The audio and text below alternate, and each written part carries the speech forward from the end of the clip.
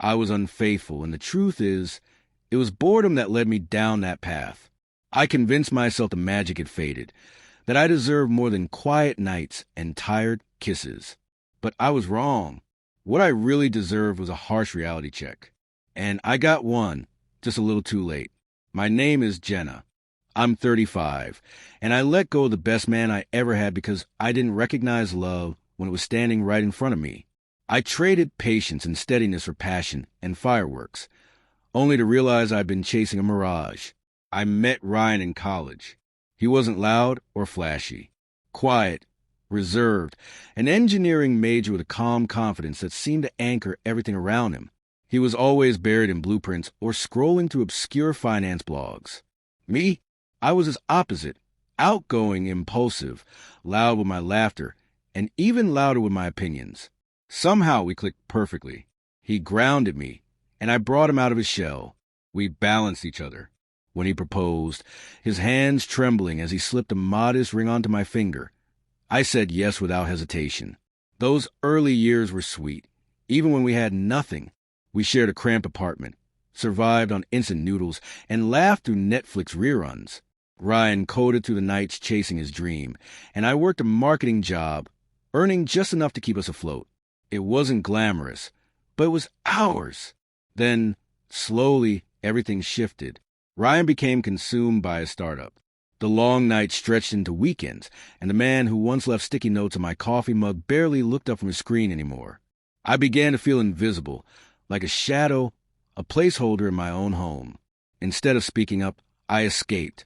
I went out more, posted pictures online, not to attract anyone, but just to feel something, anything. And then Ethan came along. He was charming, a temporary escape, attentive enough to make me forget what really mattered. Drinks with him turned into secrets, and secrets turned into betrayal. I told myself Ryan wouldn't notice, that if he truly cared, he'd fight for me.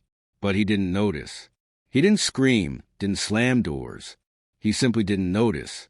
One night, I came home late, guilt crawling all over me.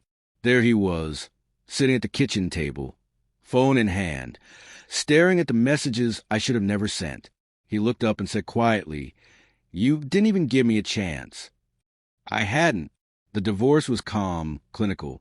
He gave me the house, took nothing else, and walked away with a grace I didn't deserve. I thought I'd feel free. Instead, I felt like a ghost of myself. A year later, I saw his name in Forbes. His company had taken off. Smart deals, partnerships with major firms. He was worth $8 million. Meanwhile, I was in a one-bedroom apartment clipping coupons, praying my debit card wouldn't embarrass me at the checkout. But this isn't about money. The most beautiful part of his success is that he became the man I always believed he could be, only without me. The woman beside him now is kind, composed, supportive. She stood by him in the trenches I abandoned, and it shows. I scroll through his sparse social media posts sometimes. He's glowing, not from wealth, but from peace.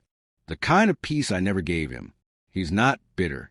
He's just free from the woman who mistook ambition for neglect, comfort for boredom.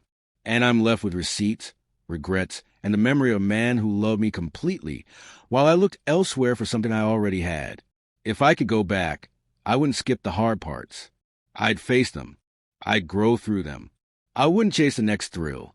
I'd learn to appreciate the steady hands building a future just for us. Because love isn't always fireworks. Sometimes it's long hours and silent support.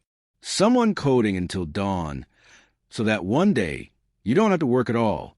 Now, every time I hold my breath at the grocery store, hoping a discount gets me through, I remember the man I left behind, the one who whispered love in every action, the one I failed, not the other way around.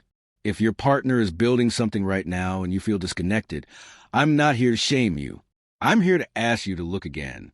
Sometimes what feels like distance is actually devotion. Sometimes love looks like sacrifice, and you only realize its worth once it's gone.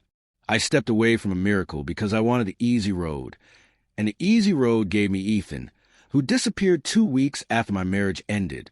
If any part of this hits home, leave a comment with M. Share this before someone else trades loyalty for attention. Remember, real love isn't always loud. but builds empires.